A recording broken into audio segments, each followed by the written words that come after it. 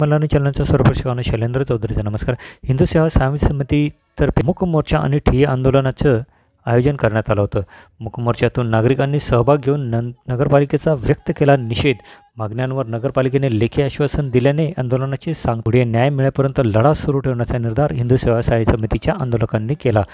याबाबतीत सविस्तर वृत्त असे की दिनांक 14 डिसेंबर 2020 ते 19 डिसेंबर 2020 पर्यंत नंदुरबार नगरपालिकेसमोर कुत्र्याचा चावा घेतल्याने मृत पावलेल्या व्यक्तीच्या मृत्यूस कारणीभूत असलेल्यांवर कारवाई करावी या मागणीसाठी हिंदू सेवा सहाय्य समितीकडून धर्मसेवक नरेंद्र पाटील, मयूर चौधरी मृत बालिकेचे वडील, मुकेश माळी मृत बलराज राजपूतचे भाऊ मोहित राजपूत यांनी 6 दिवस अन्नत्याग आमरण उपोषण करूनही नगरपालिकेकडून समाधानकारक आश्वासन नव्हते.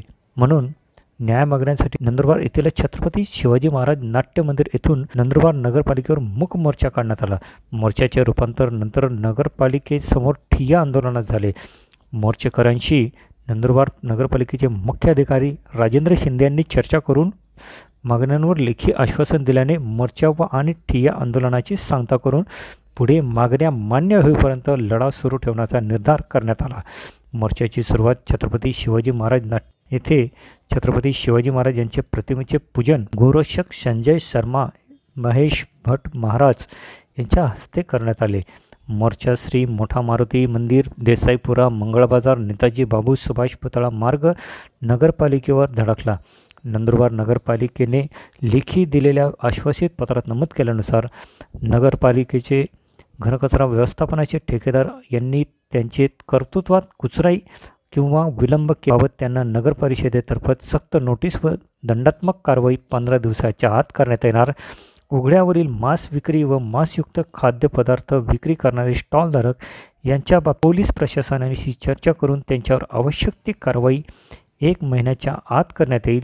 याबाबत शहरातील स्टॉलधारकांना नोटिसा बजावण्यात आल्या असून तसे पत्र पुरावा म्हणून सोबत मोर्चेकऱ्यांना देण्यात आले. शहरातील मोकाट कुत्र्यांचे निर्बीजीकरणाबाबत ॲनिमल वेलफेअर बोर्ड इंडिया या मार्गदर्शन तत्वानुसार व त्यांच्या यादीत समावेश असणाऱ्या संस्थेकडून निविदा मागून पुढील कारवाई करण्यात येणार असल्याचं यावेळी सांगण्यात आलं. तसेच शहरातील मोकाट कुत्र्याने चावा घेतल्याने बाधित होऊन व्यक्तीचा मृत्यू झाल्यास सदर व्यक्तीस नगर परिषदेमार्फत नुकसान भरपाई देण्याबाबत महाराष्ट्र नगरपंचायती व औद्योगिक अधिनियम 1965 मध्ये कोणतीही तरतूद नाही असे लेखी उत्तरात म्हटले आहे.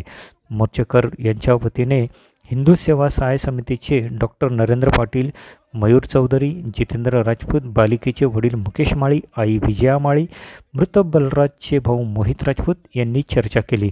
या सर्व मागण्यांवर पूर्ण न्याय मिळेपर्यंत हा लढा पुढे सुरू ठेवण्याचा निर्धार यावेळी करण्यात आला. मोर्चेकरांनी नगरपालिका निषेध असे मास्क लावून निषेध व्यक्त केला.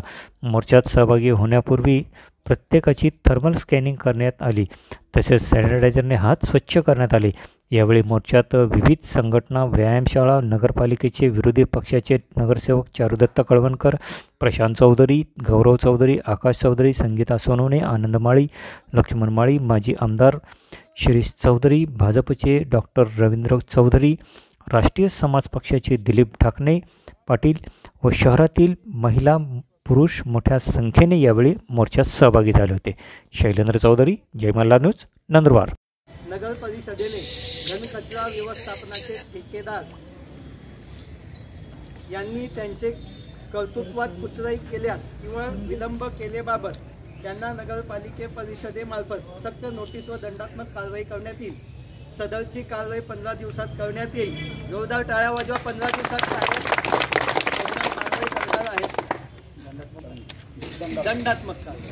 दुसरं खुलासा केला आहे की आपण शहरातील उघड्यावरील मांस विक्री व मांसजन्य खाद्यपदार्थ विक्री करणारे स्टॉलधारक यांच्यासोबत पोलीस प्रशासनाशी चर्चा करून 1 महिन्यात त्यांच्यावर आवश्यक ती कारवाई करण्यात येईल. सदरच्या स्टॉलधारकांना नगर परिषदेमार्फत नोटीस बजावण्यात आली असून सदरची नोटीस व पत्रासोबत सादर करीत आहोत.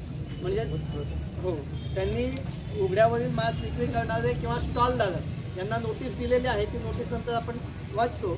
तर ते 1 महिन्याच्या आत पोलीस यांचं सहकार्य घेऊन ते कारवाई करणार आहे.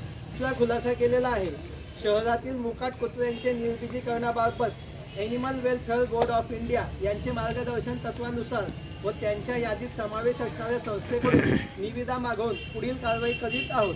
चौथा आहे, शहरातील मोकाट कुत्र्यांकडून चावा घेतल्याने बाधित 2 व्यक्तीचा मृत्यू झाल्यास सदरीस व्यक्तीस नगरपालिकेमार्फत नुकसान भरपाई देण्याबाबत महाराष्ट्र नगर परिषद, नगरपंचायत व औद्योगिक नगर अधिनियम 1965 मध्ये कोणतीही तरतूद नाही असं त्यांनी म्हटलेलं आहे. आता आपल्याला त्यांनी नोटची खुलासा केलेला आहे. त्यावेळेस मास्क विक्रीवाल्यांना ती फक्त वाचून दाखवतो. एका व्यक्तीचं नाव आम्ही वाचत नाही. बेकायदेशीर मासजन्य पदार्थ विक्रीबाबत आपणास त्यांनी आपणास कळविण्यात येते की आपण रस्त्यावर हातलारी लावून मासजन्य पदार्थ विक्री करीत आहात. मासजन्य पदार्थ विक्री करिता शॉप ॲक्ट, फूड ॲक्ट किंवा नगर परिषदेमध्ये यापैकी कुठल्याही विभागाची परवानगी घेतली आहे. याबाबत नंदुरबार नगर परिषद आरोग्य विभागाकडे दिनांक 24/12/2020 रोजी दुपारी 4 वाजेपर्यंत परवानगीची छायांकित प्रत सादर करावी.